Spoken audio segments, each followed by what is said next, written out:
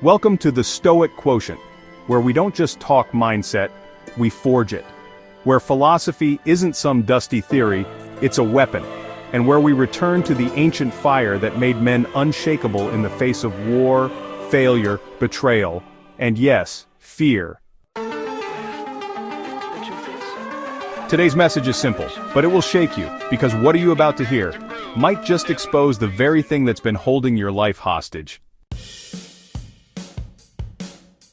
Today let's talk about courage, which isn't the absence of fear, it's what you do with it. Fear isn't your enemy, it's your test. In this explosive episode of the Stoic Quotient, we break down the brutal truth about fear. Why some people stay stuck, why others rise, and how the only difference is this: one obeys their fear, and the other moves through it. If you're ready to stop being paralyzed by the unknown and finally reclaim your power, this message will change you. Let's look at the fire you've been running from. Let's stop sugarcoating it. You feel the fear. That cold knot in your stomach. That whisper in your mind saying, don't do it, don't risk it, don't move. We all feel it, but here's the dividing line that separates the cowards from the courageous. The coward listens to the fear and follows it. The courageous man hears the fear and walks anyway. That's it. The fear doesn't disappear, the unknown doesn't shrink, the anxiety doesn't magically vanish. The difference is that one man lets fear lead him into hiding, and the other lets fear lead him into growth.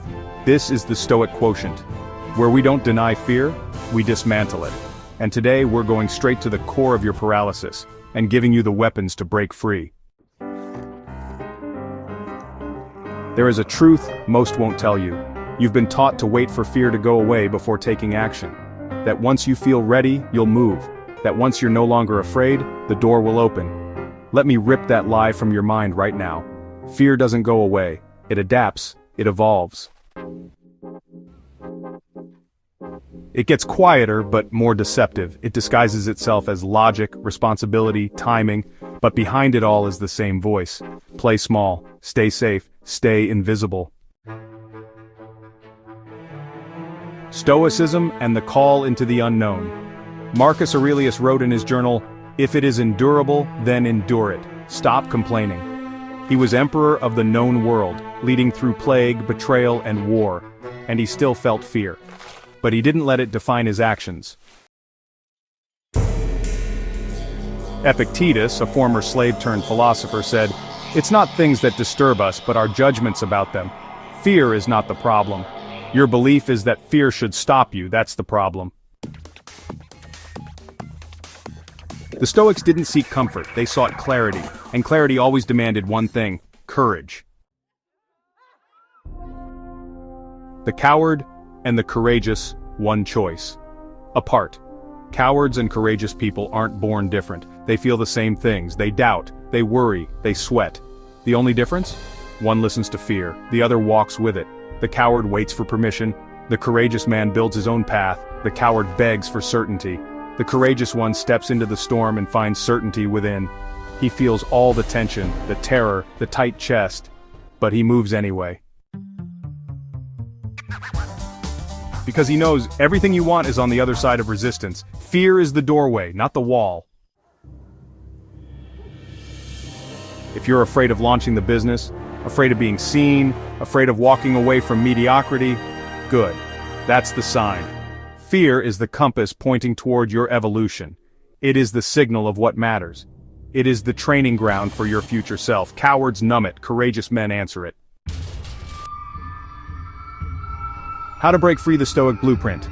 Acknowledge the fear, then shrink it. Write it down. Speak it out loud. Don't suppress it, expose it. Because fear exposed is fear weakened. Ask, what exactly am I afraid of? Is it life-threatening or ego-threatening? Shift from emotion to action. As Seneca said, we suffer more often in imagination than in reality. Your fear lives in anticipation, not in action. Move your body, take one step. Prove to your nervous system that the world doesn't collapse when you show up. Train in discomfort daily. The Stoics practiced voluntary discomfort, fasting, cold, rejection, failure. Not to suffer, but to become immune to it. If you can face small fears daily, the big ones lose their grip. Redefine what courage really is. Courage isn't the absence of fear, it's the decision that something else matters more. Freedom matters more. Growth matters more. Self-respect matters more. And once you decide that, fear becomes background noise.